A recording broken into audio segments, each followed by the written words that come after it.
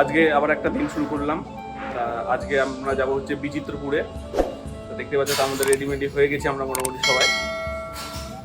এদিকে আছে নির্মলদা আছে এখানে, আর এদিকে যে মানুষ যাচ্ছে এখানে মানুষ। এই যে এদিকে আমাদের এই একটা রুম আর এদিকে এই একটা রুম, টোটাল আমরা 17 জন 18 জন রয়েছি। বিচিত্রপুর যাওয়ার আগে আমরা চলে এসেছি ব্রেকফাস্ট করতে। এই ব্রেকফাস্ট করতে আমরা এসেছি আমাদেরই থাকার হোটেলের রেস্তোরাঁয়। এসেছি আমি, আমার দাদা সুজয় ও নির্মলদা। আমরা ব্রেকফাস্টে নিয়েছি শুধু ডিম টোস্ট, সেটা এখানে প্রস্তুত করা হচ্ছে।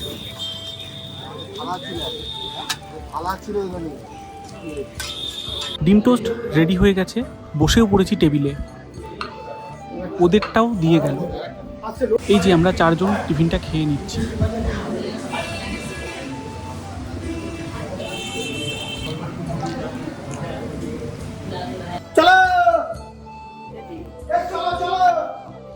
টিফিন খেয়ে চলে এসেছি রুমের সামনে, সবাইকে নিয়ে এবার গাড়িতে উঠবো। সবাই রেডি বিচিত্রপুরের জন্য তৈরি ভাই? চলো। এই যে সব রেডি হয়ে গেছি আমরা যাওয়ার জন্য বিচিত্রপুরে। এই যে সবাই মোটামুটি এখানে চলে এসেছে। এই যে এটা হচ্ছে আমাদের একটা ভাই, এটা হচ্ছে আমার ভাইজি, আর এটা হচ্ছে আমার আরেকটা ভাই।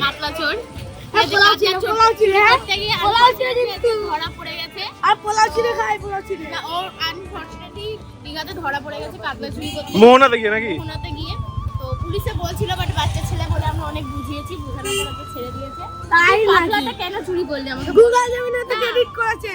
তুই কাতলাটা কেন চুরি করলি? আমি কাতলা চুরি করার ছবিটা যেটা দিয়েছে আমাকে সেটা আমি দিয়ে দেবো এখানে ভিডিওতে। গতকাল ওর কাছের এক পিস কম দেওয়া হয়েছিল, গতকাল এক পিস কম দেওয়া হয়েছিল বলে বাজার থেকে আজকে কাতলা চুরি করে পুরো একদম চাপা পিছিয়ে ও দেখতেই পাচ্ছ, পাগল হয়ে যাওয়ার পর মানে ওকে বলা হয়েছে, ও কষ্ট পেয়েছে তাই এখন মারধর করছে। ও মানুষের সাথে এরকম করে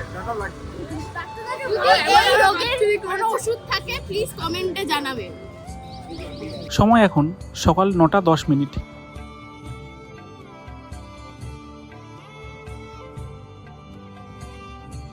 এই যে আমরা সবাই বেরিয়ে পড়েছি বিচিত্রপুরের উদ্দেশ্যে। দীঘা থেকে বিচিত্রপুর মোটামুটি 15 থেকে 16 কিলোমিটার মতো।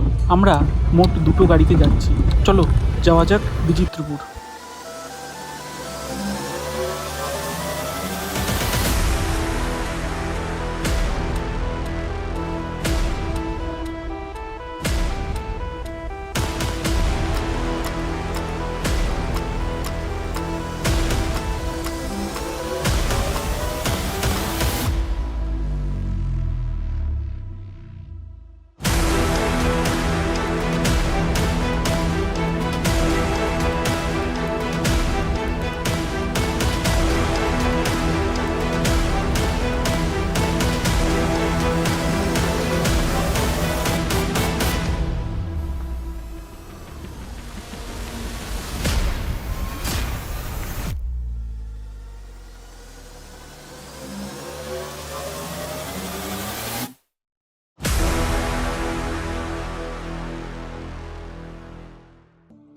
সকাল এখন 9:45। পৌঁছে গেছি আমরা বিচিত্রপুর।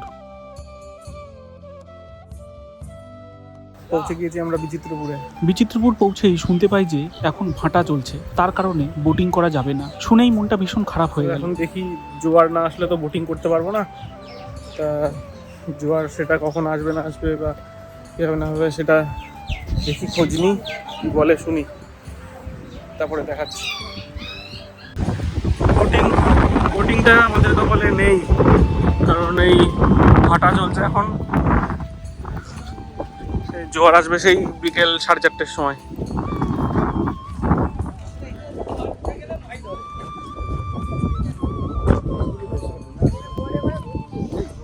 হ্যাঁ, এগুলো ভেসে ওঠে।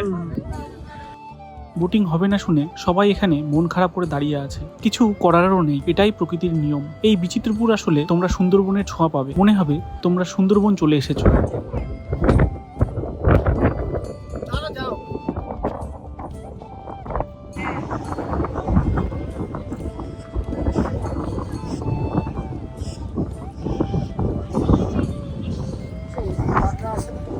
কাঁকড়া আছে তো? আছে। হ্যাঁ হ্যাঁ। ধরে না দেখা। এই দেখো জল এইরকম পুরো শুকিয়ে যাবে, এই যে এইরকম পুরো এটা হয়ে যাবে।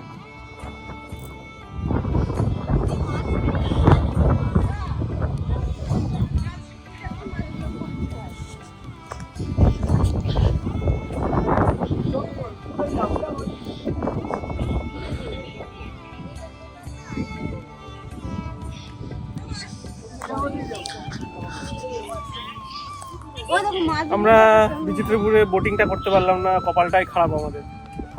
আমার কপাল খারাপ তাদের জন্য না, মানে এটা কিছু করার নেই, এটা প্রাকৃতিকের জন্য, প্রাকৃতিক সিস্টেমে চলতে হবে এটা। সেই হিসাবে প্রাকৃতিক যখন ভরাট হবে জল তখনই, এবার সেই টাইমটা সকালবেলা হয়ে গেছে। আর এর আগে যখন আমি একবার এসেছিলাম তখন এই টাইমটা জোয়ারটা ছিল, এবার জোয়ার আবার সেই 4:30টার সময় আসে। কিছু করার নেই, এখানটায় 4:30 পর্যন্ত থাকার মতো সম্ভব নয়। তো আমরা বিচিত্রপুরে যেটুখানি দেখা যায় এই সাধারণ একটুখানি দেখলাম, আর বাদ বাকির দেখা হলো না। তো ওর ব্লগে পরবর্তীকালে যদি কখনো আসে তাহলে তোমাদেরকে ওটা দেখানোর চেষ্টা করবে, জায়গাটা কেমন ছিল না ছিল দেখতে পারবে। আর তাছাড়া এরপর টুইস্ট আছে, উদয়পুরে যাবো, উদয়পুরের ভিডিওটা দেখাবে।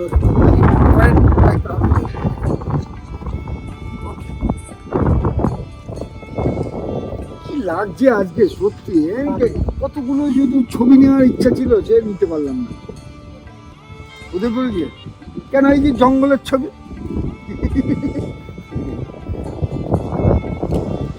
সবাই আমরা মন খারাপ নিয়ে ফিরে যাচ্ছি গাড়ি পার্কিং এর দিকে। ঠিক তখনই আমাদের সুজয় ভাই টিকিট কাউন্টারে কোনো রকম কনভিন্স করে রাজি করায় যে আমরা বোটিং এ যেতে পারি, তবে বোট থেকে না নেমে ঘুরে চলে আসতে হবে, না হলে এই বোট রাইড করিয়ে কিছুটা দূরে জঙ্গলের মধ্যে ঘোরার জন্য 20 মিনিট টাইম দেয়। ও অবশেষে অপেক্ষার অবসান, কোনো রকম কথাবার্তা বলে জাস্ট এই বেরোনো হলো বোটে। তবে আমরা ওখানে বেশিক্ষণ ওয়েট করতে পারবো না, আমরা যাবো আর চলে আসবো।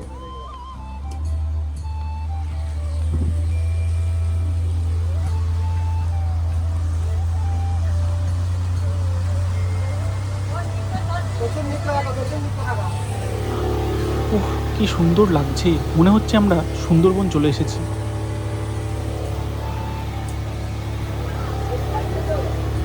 তবে এই জায়গায় পুরো জল ভর্তি থাকলে খুব সুন্দর লাগতো দেখতে।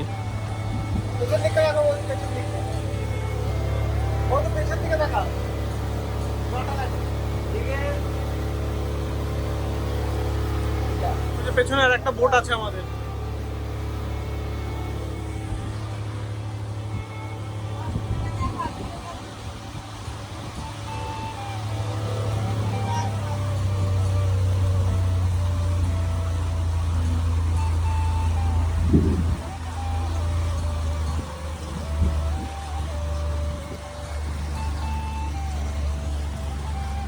দাদা এখানে তাও কত জল আছে?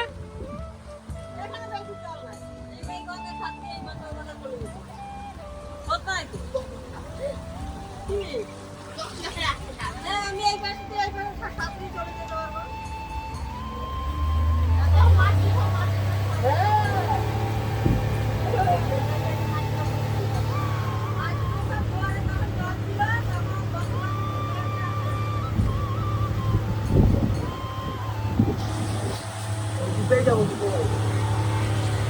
তুই বস রে বস।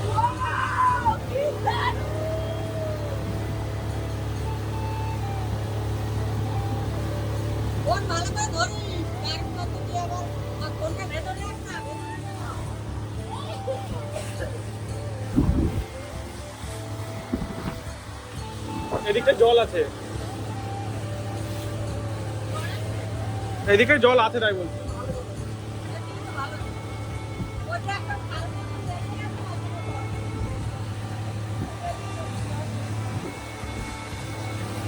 এইখানটায় জল আছে।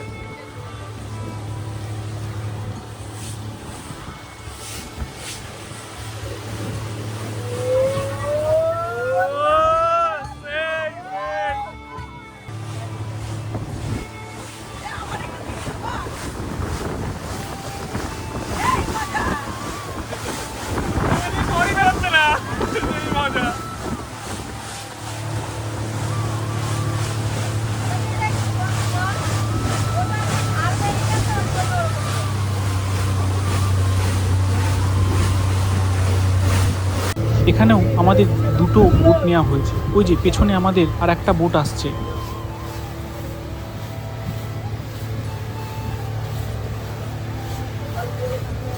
এই যে মা বসে আছে এখানে, এই যে ভাইজি বসে আছে,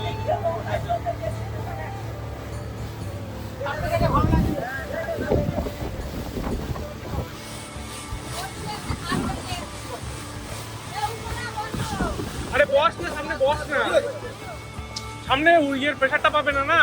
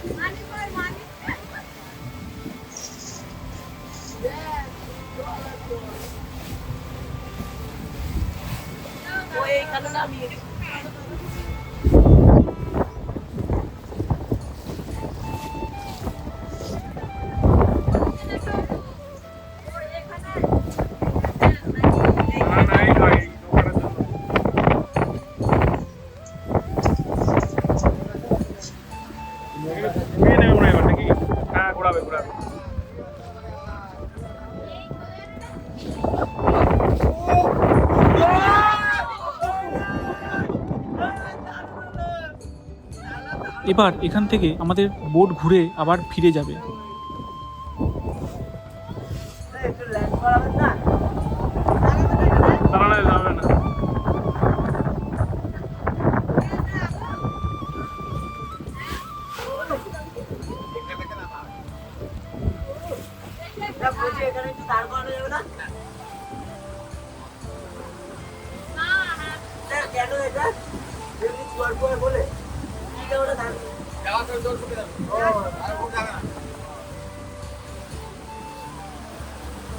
এখানে কতক্ষণ দাঁড়ানো যায়? আধা ঘন্টা। করে দিয়েছে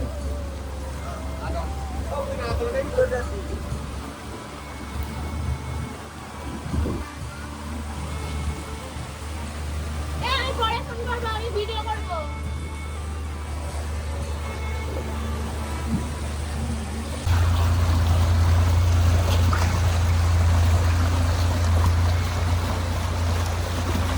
দীঘার সমুদ্র সৈকতে যে চেনা ভিড় আর চিৎকার থাকে, বিচিত্রপুরে তার কিছুই নেই। এখানে শুধু আছে নদীর ঢেউয়ের শব্দ আর বনের নীরবতা। তবে এখানে তোমরা আসার আগে দীঘা থেকেই শুনে নেবে যে হাই টাইড ও লো টাইড কখন হয়। না শুনে আসলে কিন্তু আমাদের মতো তোমাদেরও মন খারাপ হয়ে যেতে পারে। আমি অন্তত বলবো দীঘাতে আসলে অবশ্যই বিচিত্রপুর ঘুরে যাবে। একটু পয়সা খরচা হলেও পয়সা উসুল হয়ে যাবে।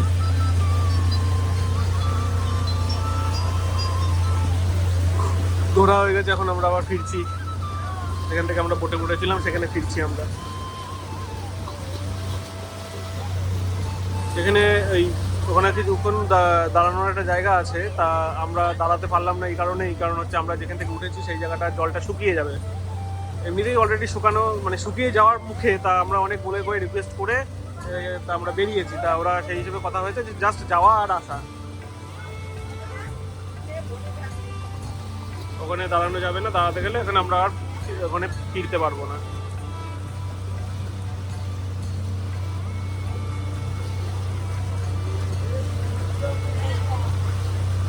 এটা একটা ম্যানগ্রোভ ফরেস্ট। জঙ্গলের ভেতরে গেলে হয়তো দেখা যেত ম্যানগ্রোভ ফরেস্ট। যাই হোক, কপাল খারাপ এবার আমাদের।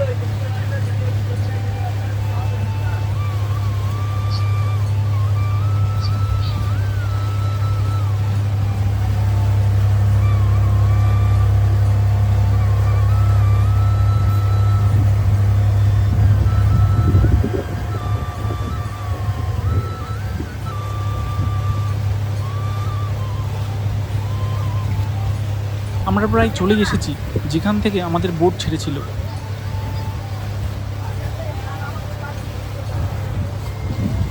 চলে এসছি আমরা আমাদের ইয়েতে ঢুকে যাচ্ছি আবার, এবার নেমে যাবো।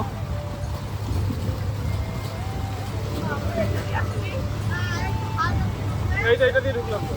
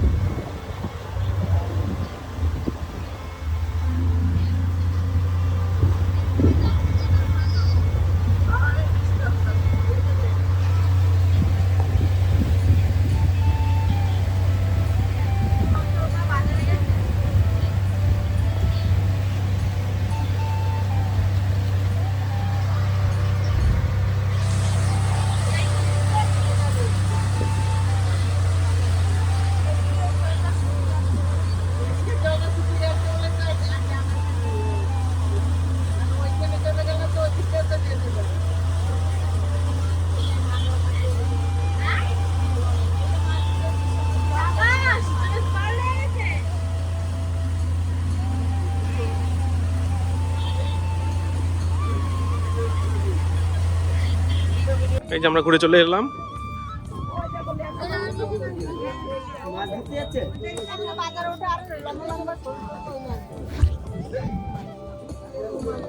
যা স্লিপ এখানটায় বাবা, এক্ষুনি আমিই পড়ে যাচ্ছিলাম। আবার ওখানে গিয়ে চড়বে। শুধু ওইগুলো দাঁড়ায় দাঁড়ালে একটু ভালো লাগে। আধ ঘন্টা দাঁড়াবে ওখানটায়।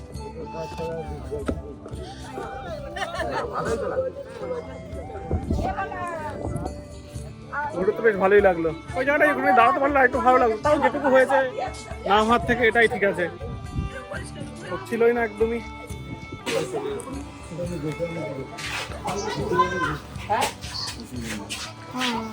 তোমার এক্সপিরিয়েন্স বলো, কেমন লাগলো ঘুরে? খুবই সুন্দর।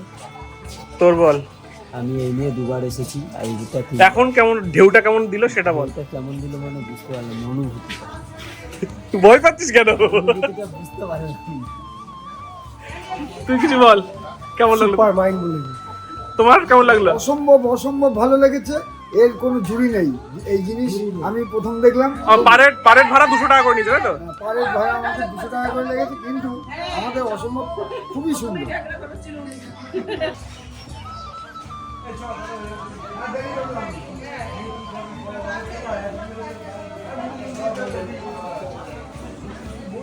এই যে আমাদের বোটিং এর টিকিট গুলো 200 টাকা করে মাথা পিছু।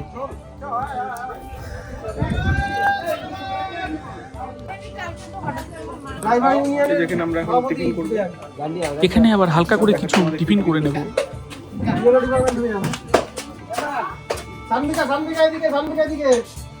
এই যে সবাই বসে পড়েছি।